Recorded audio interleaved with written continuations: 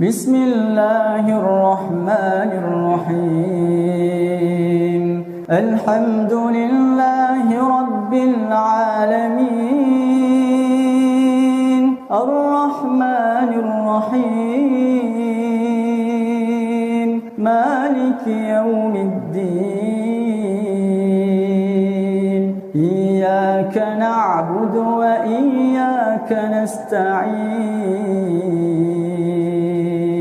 Ihdinas siratal mustaqim. Siratal ladzina an'amta 'alaihim ghairil maghdubi 'alaihim waladdallin. Assalamu ala manittaba'al huda. Pemirsa channel Raja Kelana yang budiman, pada pertemuan ini kita masih dalam tema menjawab kepercayaan sekedar candaan dan umatnya main akal-akalan. Kali ini kita akan mengulas satu diskusi di mana Raja Framing Edis Sidabutar dengan kepercayaan sekedar candaan yang ia yakini, sebagaimana biasanya ia melakukan akal-akalan. Kali ini ia mengajak supaya jangan mengikuti Allah Subhanahu wa taala dan Nabi Muhammad sallallahu alaihi wasallam, tapi ikutlah Yesus dengan trik memop hati nurani kemanusiaan teman diskusinya dengan menampilkan ceramah seorang ustadz yang menceritakan kesibukan kaum muslimin di sorga adalah memecah perawan para istri-istri mereka. Dan bagi saudara kita muslim yang awam akan sedikit tercekat mendengar hal ini dari seorang Edis, pelayan iblis, musuh Bani Adam. Edis mengambil kesempatan dari keterkejutan muslim awam bahwa Islam tidak sesuai dengan hati nurani. Itu poin menguntungkan bagi seorang kafir untuk memojokkan muslim. Ikhwan manittaba'al huda, satu hal yang harus diketahui oleh muslim awam bahwa Edis tiada lain hanya orang yang tidak tahu dan mengerti apa yang dia ketengahkan dalam setiap diskusinya. Mustahil Edis orang kafir lebih mengerti Islam daripada guru-guru kita dan para ulama kita. Karena Islam dan Quran berasal dari Arab dan kitab sucinya berbahasa Arab.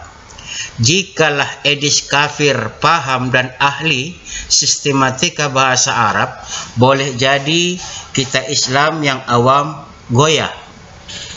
Tapi kalau hanya terjemahan, pastikan dalam dirimu bahwa Edis kafir sudah pasti salah dalam setiap pemahaman dan kesimpulannya tentang Islam. Kemudian yang kedua, tanggap akan hal yang dibicarakan, karena dimensi zaman dahulu dan zaman sekarang akan digiring untuk supaya sama, padahal tidak boleh berpola pikir seperti itu. Atau dimensi dunia dan akhirat akan digiring untuk dipandang sama, padahal itu hanya trik untuk menyesatkan. Pada salah satu diskusi di Komal Edis kafir ini, seorang muslim dipojokkan dengan satu ceramah seorang ustadz yang mengatakan di surga muslim sibuk memecah perawan para istri-istrinya, yakni para bidadari. Ikhwan manittaba'al huda, jika dipikir dari segi hidup di dunia, maka perkataan sibuk memecah perawan adalah sesuatu yang tidak etis dan keterlaluan. Tapi ingatlah bahwa ceramah ustadz kita itu dimensinya adalah dimensi akhirat dan tempatnya di sorga. Dan perlu diketahui ada perbedaan dimensi dunia dan akhirat, yakni pertama, hidup di dunia adalah ujian dan perjuangan, sementara hidup di akhirat adalah nilai dan pertanggungjawaban.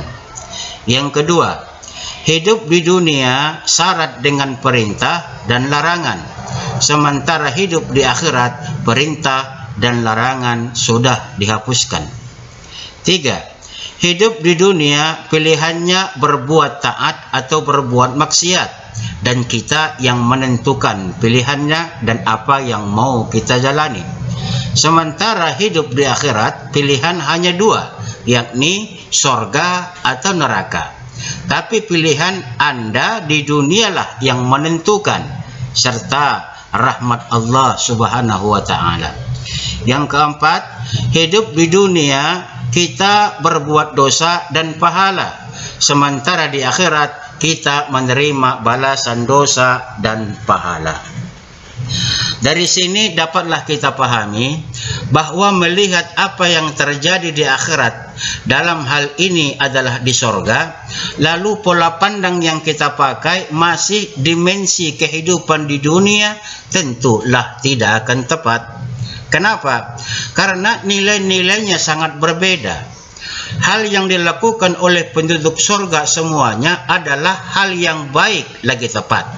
Karena pertama, di sorga adalah balasan semua kebaikan dan ketaatan yang Muslim lakukan dan mencegah dirinya dari perbuatan salah dan dosa yang Allah Subhanahu wa taala larang selama hidup di dunia. Yang kedua, di sorga adalah tempat kesenangan, menggembirakan, menakjubkan, jauh dari kesedihan, kesusahan, dan kebosanan. Yang ada hanyalah kenikmatan yang tidak terberikan. Ketiga, di sorga tidak ada lagi perintah dan larangan. Yang ada hanya lakukanlah apapun sesuka hati dan keinginan semua penduduk sorga. Yang keempat, di sorga adalah tempat yang semua keagungan, keindahannya, kenikmatan, dan kegembiraan belum mampu dijangkau daya pikir dan daya khayal manusia. Kelima, di sorga semua penghuninya kembali menjadi muda belia dan tidak akan pernah menjadi tua dimakan usia layaknya di dunia. Makanya jangan heran jika Nabi mengatakan bahwa dunia adalah penjara bagi orang mukmin dan surga bagi orang kafir. Orang kafir maunya bebas menikmati apa saja di dunia ini, karena dunia inilah surga bagi orang-orang kafir. Sementara dunia ini bagi orang mukmin adalah ladang perjuangan untuk mencari ridha Allah Subhanahu wa taala, mentaati segala perintah dan menjauhi segala larangan Allah Subhanahu wa taala, terpenjara oleh hukum dan rambu-rambu yang Allah tetapkan. Tiba kemudian kehidupan di akhirat, keadaan akan terbalik. Muslim mendapatkan surga, silahkan menikmati dan lakukan apa saja yang Muslim inginkan. Sementara kafir di akhirat disiksa dan dibakar di dalam api neraka. Kristen memang mencari hidup kekal, sebagaimana kata Edis, tapi hidup kekal di neraka loh. Sementara Islam juga akan mendapatkan hidup yang kekal, tapi penuh dengan kebahagiaan, berbagai banyak kenikmatan, kegembiraan, sesuatu kebahagiaan yang tak dapat dilukiskan oleh manusia yang masih berada di dalam dunia ini. Masih maukah kalian jadi Kristen untuk hidup kekal di dalam api neraka? Tentunya tidak, bukan? Makanya saya katakan bahwa kepercayaan Kristen adalah ambigu dan penuh dusta, dan endingnya, akhirnya adalah pasti neraka.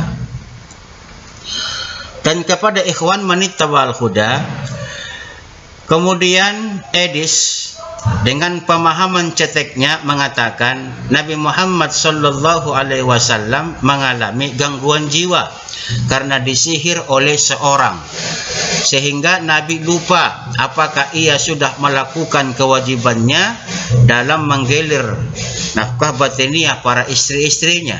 Oke? Akibat dari sihir itu, Nabi Muhammad menyadari bahwa ada yang tidak wajar dengan diri beliau. Ingatan beliau terhadap sesuatu sering tiba-tiba hilang dan sering berkhayal melakukan sesuatu yang tidak dilakukan.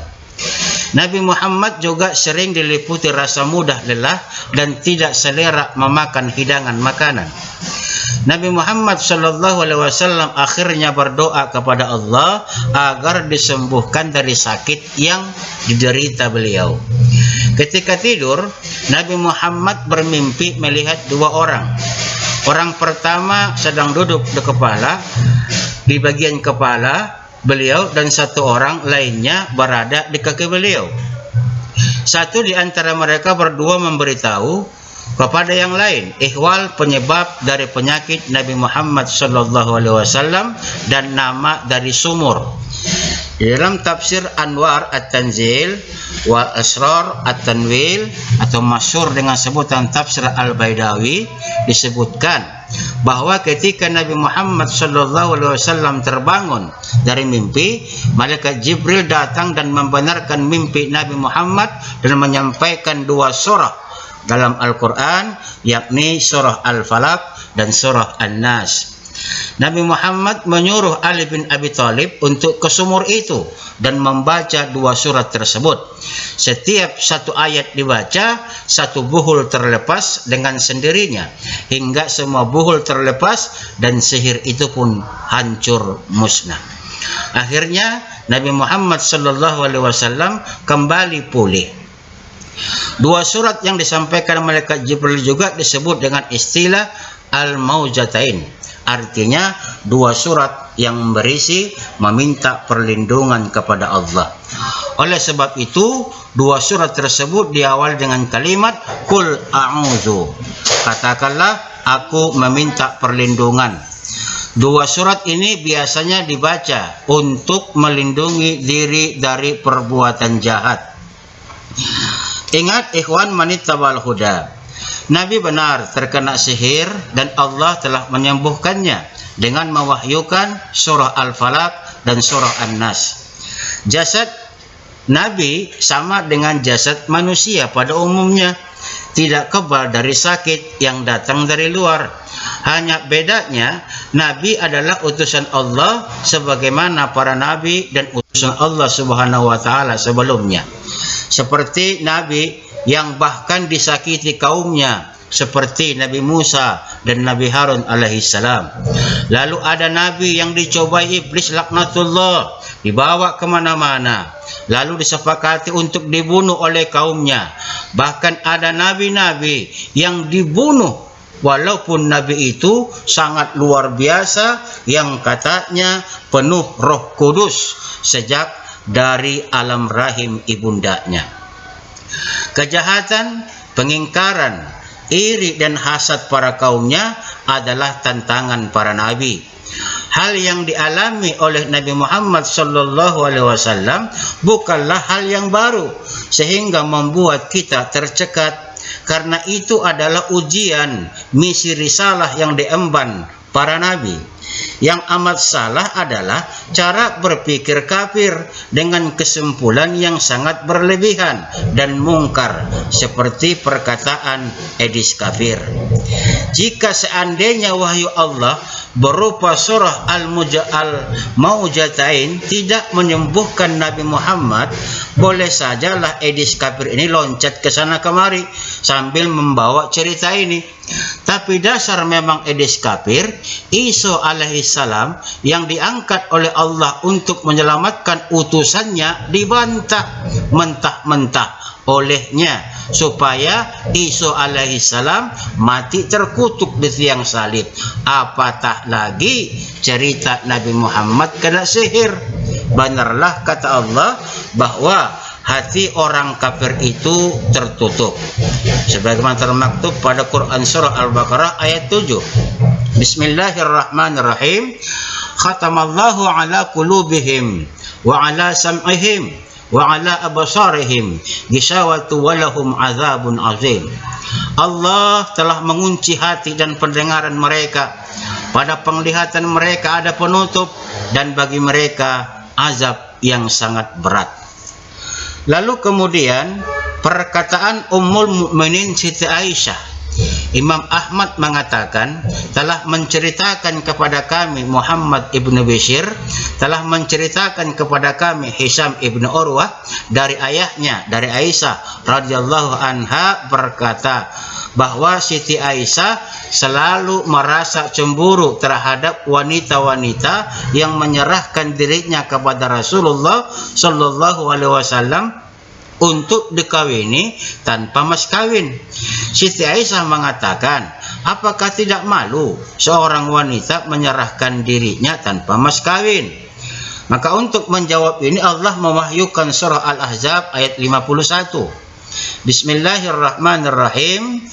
Turji man tasha'u minhunna wa tu'wi ilaika man tasha' wa man ibtaghaita mimman azzalta fala junaha alaika zalika adana an taqarra a'yunuhunna wala tahzanna wa yardaina bima ataitahunna kulluhunna wallahu ya'lamu ma fi qulubikum wa kana Allahu aliman halima. Engkau Nabi Muhammad boleh menangguhkan menggauli siapa yang engkau kehendaki di antara mereka, para istrimu, dan boleh pula menggauli siapa di antara mereka yang engkau kehendaki. Siapa yang engkau ingini untuk menggaulinya kembali dari istri-istrimu yang telah engkau sisihkan, tidak ada dosa bagimu. Itu adalah lebih dekat untuk menyenangkan hati mereka. Mereka tidak merasa sedih dan mereka semua rela dengan apa yang telah engkau berikan kepada mereka. Allah mengetahui apa yang tersimpan dalam hatimu. Allah Maha mengetahui lagi Maha penyantun. Bila para suami yang berpoligami wajib secara adil mengatur giliran untuk mendatangi istri-istri mereka, maka ketentuan demikian tidak Allah berlakukan atas Nabi Muhammad sallallahu alaihi wasallam.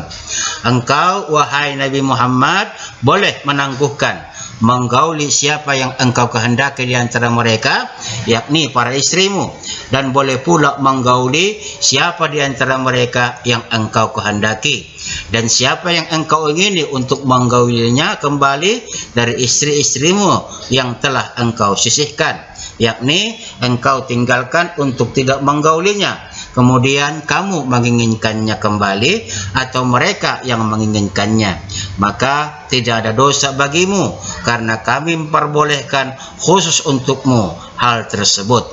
Kekhususan yang demikian itu Allah anugerahkan kepadamu agar lebih dekat untuk ketenangan hati mereka dan mereka tidak merasa sedih ketika engkau tidak mendampingi mereka. Dan mereka rela dengan apa yang telah engkau berikan kepada mereka semuanya, karena mereka tahu itulah ketetapan Allah. Dan Allah mengetahui apa yang tersimpan dalam hatimu, dan Allah Maha mengetahui apa yang tersimpan dalam hati istri-istrimu. Maha penyantun dengan tidak segera menghukum hamba yang berbuat salah dan dosa. Menurut satu riwayat, suatu ketika sebagian dari istri-istri Nabi cemburu dan sebagian lain meminta tambahan belanja. Nabi memutuskan hubungan mereka hingga sebulan. Akibat takut diceraikan oleh Nabi, mereka menghadap Nabi dan menyatakan kerelaan mereka atas apa saja yang akan dilakukan oleh Nabi terhadap mereka. Ayat ini turun guna mengizinkan Nabi untuk menggauli atau tidak menggauli istri yang dikehendakinya, dan mengizinkan Nabi mengajak rujuk sekiranya ada dari istri-istrinya yang beliau ceraikan. Meski Allah memberi Nabi kebebasan untuk menentukan waktu bergilir bagi istri-istrinya, beliau tetap berusaha membagi giliran secara adil. Bila hendak menangguhkan giliran istri yang seharusnya didatangi, beliau tidak lupa meminta izin kepada yang bersangkutan. Istri-istri Nabi yang mendapat giliran secara rutin adalah Ummul Mukminin Aisyah, Ummul Mukminin Hafsah, Ummul Mukminin Zainab, dan Ummul Mukminin Ummu Salamah. Adapun istri-istri yang tidak mendapat giliran secara teratur atas persetujuan mereka adalah Ummul Mukminin Ummu Habibah, Ummul Mukminin Maimunah, Ummul Mukminin Saudah, Ummul Mukminin Safiyah, dan Ummul Mukminin Zuwairiyah. Setelah ayat ini turun, maka Ummul Mukminin berkata, "Sesungguhnya aku melihat Tuhanmu selalu tanggap untuk memenuhi kesukaanmu." Selaku wanita yang satu-satunya istri Nabi yang dinikahi sebagai perawan dan istri termuda, tentu cemburunya lebih dari Ummul Mukminin yang lain. Itu hal yang lumrah. Tapi bagi kafir Edis adalah celah untuk memburukkan Ummul Mukminin dan keluarga Nabi. Tapi faktanya cerita ini menggugurkan fitnahan yang lebih besar dari kafir laknatullah bahwa Nabi seorang pedofil. Karena tidak ada sikap Ummul Mukminin Aisyah radhiyallahu anha selaku korban ketika itu yang dikatakan sebagai masalah pedofil baginda Nabi, ingin menjauh dari Nabi. Bahkan kecemburuan itu nampak demikian romantis, bukan? Ikhwan manittaba'al huda. Lalu kemudian si Edis kafir membicarakan tentang fisik dan metafisik dengan mengetengahkan hadis riwayat Abdullah bin Mas'ud yang berbunyi, "Dzukira 'indan Nabi sallallahu alaihi wasallam rajulun faqila ma zala na'iman hatta asbaha ma qama ila shalah faqala bala syaitanu fi uzunihi." Ada yang menceritakan kepada Nabi sallallahu alaihi wasallam tentang seseorang yang tertidur sampai pagi hari hingga dia tidak mengerjakan sholat. Rasulullah bersabda, setan sudah mengencingi telinganya. Hadis riwayat Bukhari. Lalu secara akal manusia biasa, ia menanyakan, kenapa orang terlambat bangun sehingga kesiangan? Lalu ia mengadu pola pikir manusia biasa dengan manusia yang mendapat nikmat kenabian. Apakah itu tepat? Tentu tidak, karena pengetahuan manusia biasa tentu beda dengan Nabi utusan Allah. Ikhwan manittaba'al huda, ketahuilah bahwa kita manusia tidak dapat melihat hal yang metafisika, sementara Nabi mampu melihatnya. Lalu apakah perkataan Nabi sallallahu alaihi wasallam jadi bahan yang aneh dan membatalkan kebenaran apa yang dikatakan Nabi Muhammad sallallahu alaihi wasallam hanya karena kita tidak memiliki kemampuan untuk melihat metafisika karena kita memiliki keterbatasan pandangan? Bukankah ini celotehan adalah hanya framing dari Edis kafir? Ya, memang demikianlah perilakunya. Selaku apologet, Edis kafir mesti melakukannya. Hanya saja waspadalah dengan pemahaman bahlul dan sesat Edis kafir. Memang benar apa yang ditampilkan oleh Edis semuanya adalah hadis-hadis sahih. Namun cara berpikir dan pemahamannya yang menyesatkan dan mencoba memframing orang yang datang ke kaumalnya.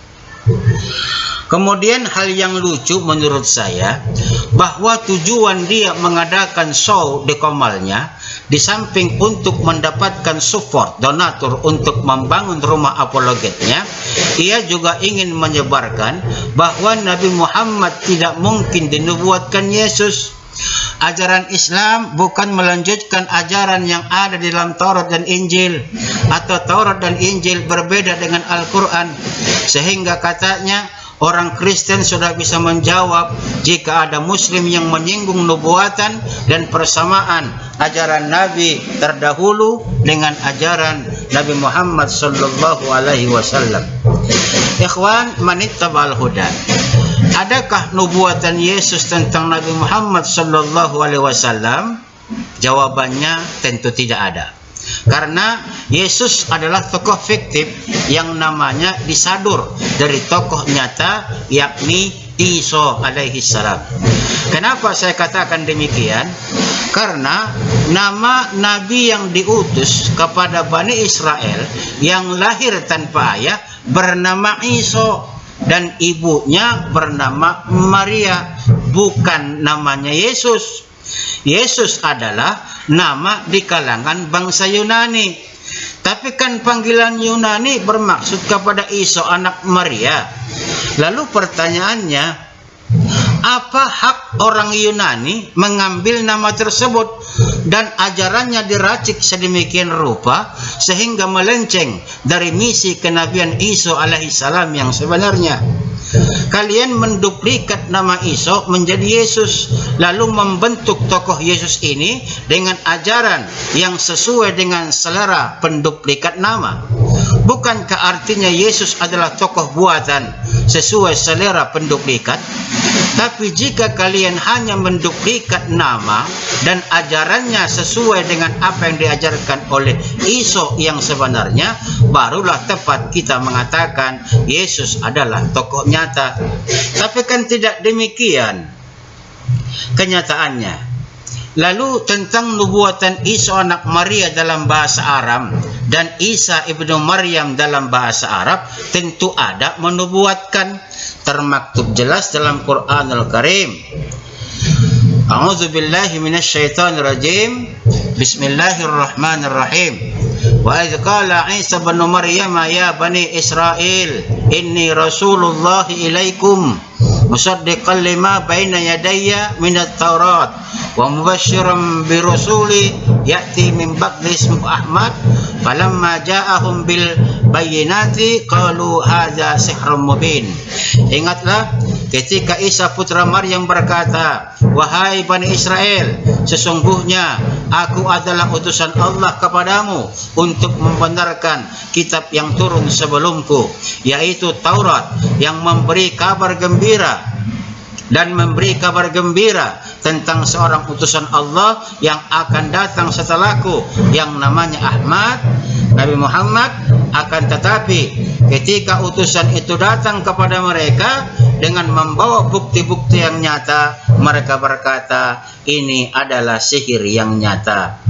Kemudian catatan wartawan Yohanes 16 nomor 13 sampai 15. Tetapi apabila ia datang, yaitu roh kebenaran, dia akan memimpin kamu ke dalam seluruh kebenaran, sebab ia tidak akan berkata-kata dari dirinya sendiri, tetapi segala sesuatu yang didengarnya itulah yang akan dikatakannya, dan ia akan memberitakan kepadamu hal-hal yang akan datang. Ia akan memuliakan aku, sebab ia akan memberitakan kepadamu apa yang diterimanya daripada segala sesuatu yang Bapa punya adalah aku punya. Sebab itu aku berkata, ia akan memberitakan kepadamu apa yang diterimanya daripada aku. Orang Kristen berkata bahwa Yohanes 16, 13 sampai 15 berbicara Roh Kudus. Tidak masalah, karena kemanapun ditafsirkan jatuhnya tetap Nabi Muhammad sallallahu alaihi wasallam. Jika ditafsirkan manusia, maka itu sudah jelas Nabi Muhammad sallallahu alaihi wasallam. Dan jika pun ditafsirkan Roh Kudus, itu adalah Jibril yang bertugas menyampaikan wahyu Allah kepada Nabi Muhammad sallallahu alaihi wasallam. Kemudian kata Edis, tidak mungkin ajaran Nabi Muhammad meneruskan dan menyempurnakan ajaran para nabi terdahulu. Pertanyaannya, apakah ajaran Edis adalah ajaran para nabi-nabi terdahulu? Jawabannya kan tidak. Lalu kenapa dia sok teung tentang ajaran para nabi? Jawabannya, Edis lagi nginggau tanpa juntrungan. Selanjutnya Edis berkata bahwa ajaran Taurat dan Injil tidak sama dengan Al-Quran. Pertanyaannya, apakah Edis dan Kristen memiliki Taurat dan Injil? Buku apa yang dipegang oleh Edis dan Kristen? Jawabannya, yang dipegang oleh Edis dan semua Kristen adalah catatan wartawan masa lampau yang sama sekali tidak dikenal dan diketahui oleh Isa anak Maria yang menerima kitab Injil dari Allah Subhanahu wa taala. Lalu apakah perjanjian lama adalah kitab Taurat yang diterima Nabi Musa alaihissalam dari Allah? Jawabannya juga adalah tidak. Perjanjian lama adalah catatan acak kadut dari ahli kitab yang tegar tengkuk dan dengki, yang hobinya menistakan para nabi-nabi Allah Subhanahu wa taala. Lalu bagaimana tidak tahu malunya Edis dan Kristen membandingkan Taurat, Injil, dan Quran, sementara di tangannya tidak lain hanya catatan penista nabi dan catatan orang berbudaya pagan. Bukankah pernyataan-pernyataan Edis dan Kristen hanya pepesan kosong? Mari kita semua renungkan dengan pikiran yang jernih. Insya Allah, ikhwan manittaba'al huda akan mendapatkan kebenaran sejati. Kemudian terakhir kesimpulannya adalah bahwa pertama, apa yang dipahamkan oleh Edis kafir tiada lain adalah penyesatan. Kedua, kerangka ilmu Edis kafir ini menyalahi etika orang berilmu. Ketiga, mendengar celotehan Edis kafir ini tentang Islam, anggap sajalah bak kata pepatah, anjing menggonggong, kafilah berlalu. Keempat, tidak ada kebenaran dari seorang yang di dalam hatinya ada penyakit dan bahkan hati yang mati. Demikian ulasan kita pada kesempatan ini. Semoga ikhwan manittaba'al huda mendapat manfaat dan menambah wawasan berpikir bagi kita semua. Assalamu ala manittaba'al huda. اللهم إني أسألك بأني أشهد أنك أنت الله لا إله إلا أنت الأحد الصمد لم يلد ولم يولد ولم يكن له كفوا أحد.